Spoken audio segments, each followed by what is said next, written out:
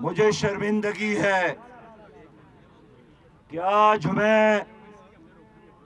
ان لوگوں کے درمیان کھڑا ہوں کہ میری اور ان کی چھوٹی بچی کو بے دردی کے ساتھ ظالمانہ طریقے کے ساتھ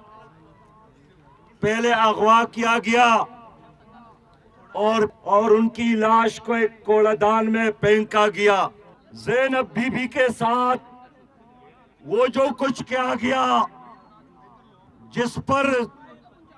جنگل کے درندے بھی شرمندہ ہے۔ میرے بھائیوں، آج زینب بی بی اس دنیا میں نہیں ہے، وہ اللہ کے ہاں گئی ہے، لیکن وہ پاکستان کی 20 کروڑ عوام کے خلاف، پاکستان کے عدالتی نظام کے خلاف، پاکستان کے کرپٹ اور ظالمانہ سسٹم کے خلاف، پاکستان کے جابر حکمران کے ظالمانہ پولیس کے خلاف اللہ کی حضور فریادی بن گئی ہے۔ میں وزیر اعلیٰ